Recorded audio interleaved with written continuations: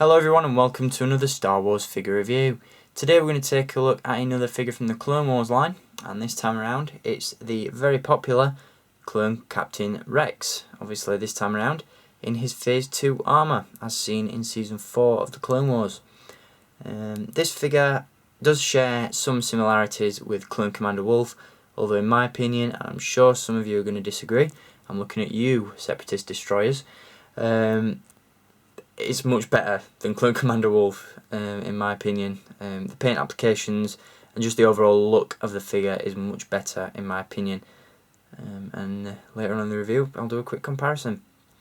So before I talk about the figure, let's look at the packaging that he comes in. Again, got the 2012 line look with Darth Maul's head at the top, Star Wars logo, an image of Rex on the side.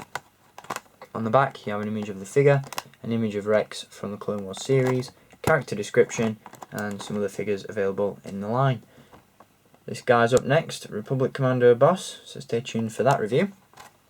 And that's the packaging that Rex comes in, and again he does indeed come with a battle game card and a display stand. So you've got a cool image of Rex at the top there, traditional display stand, and of course the large profile picture on the back there. So that's quite cool. The figure itself, and I've actually misplaced one of its accessories, but he does come with the Z95 rotary cannon, which you may remember has been released with figures such as the ARF Trooper, Clone Trooper Reese, I believe it was. Other figures like that, you know, it's the big handheld sort of Gatling gun type weapon. This figure does come with one of those, but as I said, I've misplaced it at the moment and I don't want to get up and start looking for it in the middle of this review. So the figure itself, and let's take a zoom in on it to give you a better look at it in more detail, is quite good. The helmet sculpt, in my opinion, looks a lot better than Clone Commander Wolffe's, as it seems to sort of replicate what we see in the series a bit better. Got some really cool designs on here, such as the kill marks on the side of the helmet. Got a few there, a few on the other side, and of course you've got those traditional or sort of trademark Captain Rex J guys on the top. Got that really cool sort of Phase 2, Phase 1 hybrid helmet. Shoulder pauldron there which can be removed. Got two DC-17 pistols which can be slotted into the holsters on the Kamer. You've got some kill marks on his legs as well, just there on the shin, on the other shin. And again you've got that peg hole on the back of the figure to accommodate a jetpack, which again it doesn't come with, but if you've got the Phase 2 Clone Trooper you can always use one of those and plug it in the back. He also has kill marks on his forearms. On this side, as you can see, they're on the blue stripe, and on this side they're on the white section of his forearm. Again, you've got some very cool sort of weathering effects on this figure. This one has a more sandy brown effect rather than the grey ink wash that Commander Wolffe has. And again, there's no removable helmet with this figure, which is unfortunate. Now in terms of sharing similarities with Clone Commander Wolffe, he has exactly the same articulation. He has a ball jointed neck, ball hinged shoulders, elbows and no swivel wrists.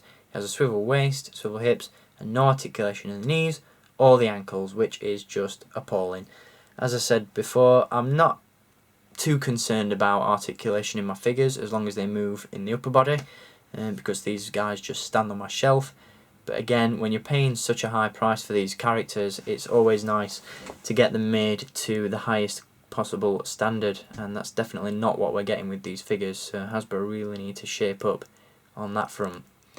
But as I said, I much prefer the look, the feel and the overall deco of this figure compared to Clone Commander Wolffe. Much better in my opinion. And then just to give you sort of an idea of the two side by side, there we go.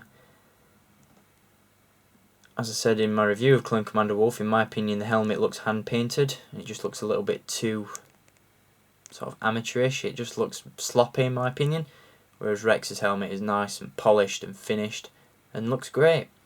The only fault that I have with the helmet, again, it's slightly oversized, which wouldn't have been too bad if it was removable. But also you've got it weathered on the front, so it matches in with this sandy brown finish on the rest of the figure. But on the back of the helmet, it's completely white and nice and clean, which just looks a bit weird. So yeah, that's my only gripe in terms of the aesthetic of the figure.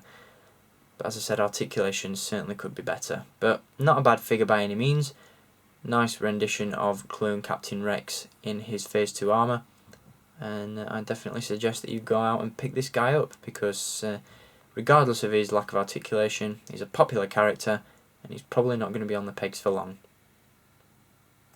So there we go, that's Clone Captain Rex from the Clone Wars line. Hope you've enjoyed having a look at this figure, and I'll be back to give you another look at some more Clone Wars figures in my next review. So stay tuned for that, and until next time, as always, keep collecting, and may the Force be with you.